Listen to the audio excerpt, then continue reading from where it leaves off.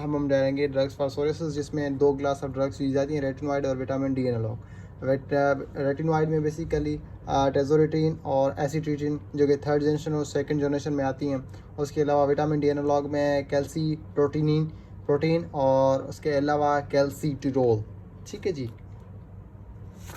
अब हम डिस्कस करते हैं थोड़ा बहुत सोरियासिस को, कि सोरियासिस क्या है। बेसिकली सोरियासिस एक स्किन डिजीज़ है जिसको कैरेक्टराइज किया जाता है एरिथ्रोमेटस प्लाग से, और इसका पैथोजेनेसिस जेनेटिक है या तो T cell mediated auto immune disease है। ठीक है जी।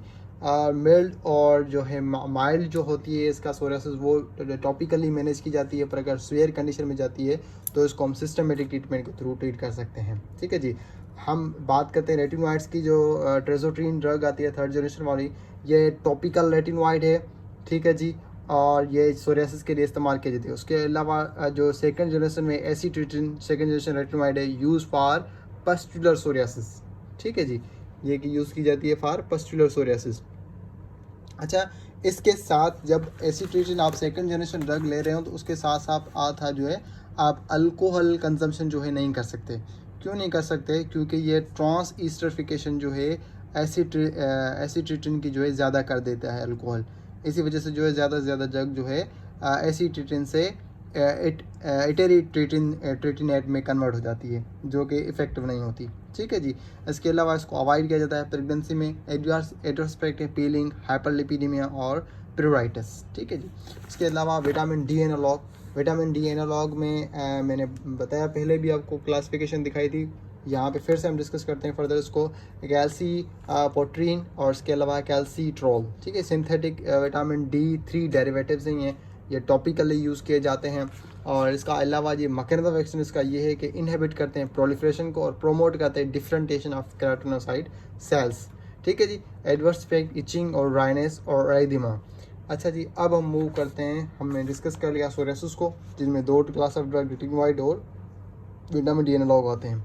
अब हम डिस्कस करते हैं केराटोलाइटिक एजेंट, जिसमें 2 एजेंट्स आते हैं, कोल्टार और सैलिसाइलिक एसिड। ठीक है जी। कोल्टार एंड सैलिसाइलिक एसिड ये इफेक्टिव है किसके लिए? लोकल सोरियासिस के लिए, और ये इम्प्रूव करते हैं कॉर्टिकोस्टेरॉइड की पेनिट्रेशन को बेसिकली। ठीक है जी।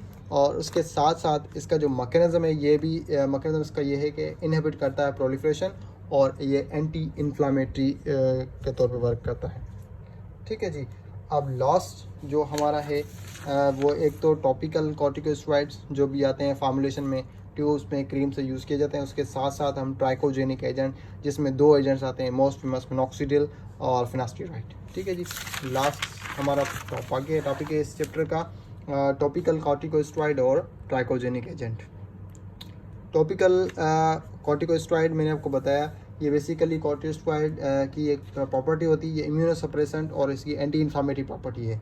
और ये सोरियासिस, एक्जिमा और स्किन के डिफरेंट इन्फ्लामेटरी जो इन्फ्लामेशंस होते हैं उनमें यूज़ किया जाता है कॉर्टिकोस्टेरॉइड्स को। मैकेनिज्म ऑफ एक्शन क्या होता है? ये बेसिकली बाइंड करते हैं ग्लूकोकॉर्टिकॉइड रिसेप्टर्स से।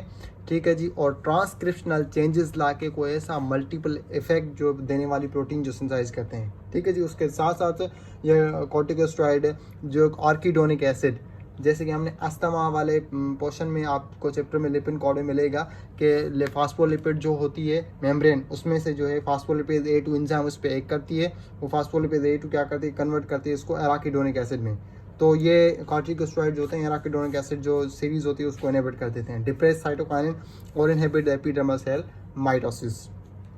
अच्छा जी, लास्ट टॉपिक ट्राइकोजेनिक एजेंट, जिसमें 2 एजेंट्स हैं, मिनॉक्सिडिल और फिनास्टेराइड। ठीक है जी। मिनॉक्सिडिल और फिनास्टेराइड दे जो है basically they are indicated for the treatment of androgenic alopecia, मतलब जो हेयर जो लॉस हो जाता है जो एंड्रोजेनिक की लेवल की बढ़ जाने की वजह से। ठीक है जी। उसको ट्रीट करने के लिए हम मिनॉक्सिडिल और फिनास्टेराइड का सहारा लेते हैं। अच्छा जी, अगर बात करें मिनॉक्सिडिल की, मिनॉक्सिडिल क्या है? ओरिजिनली एन एंटी हाइपरटेंसिव है, but increase hair growth is a side effect. पर इसका साइड इफेक्ट है कि ये हेयर ग्रोथ कराती है, पर इसका ओरिजिनल यूज़ क्या है? ये एंटी हाइपरटेंसिव के लिए यूज़ की गई थी। Minoxidil when use topically do not cause hypotension. अच्छा, ये एंटी हाइपरटेंसिव ड्रग है, तो इसको अगर टॉपिकली यूज़ किया जाएगा तो ये हाइपोटेंशन नहीं काज करेगी, मतलब ब्लड प्रेशर को लो नहीं करेगी। पर इसको सिस्टमेटिकली यूज़ किया जाएगा तो ये ब्लड प्रेशर को लो करेगी। मैकेनिज्म ऑफ एक्शन क्या है इसका? Shortening the rest phase of the hair, मतलब जो हेयर की जो साइकिल्स होती है ना डिवीजन वाली, उनको जो है रेस्ट फेज को शॉर्ट कर देता है। तो क्यों, इसकी वजह से होता है कि ज़्यादा से ज़्यादा डिवीजन होती है सेल्स की, तो हेयर ग्रोथ ज़्यादा होती है। अच्छा जी, फिनोस्टेरॉइड जो कि बेसिकली हमने ड्रग पढ़ी थी, किस में पढ़ी थी, बिनाइन प्रोस्थेटिक हाइपरप्लेशिया में जो है हमने ये ड्रग पढ़ी थी पहले भी।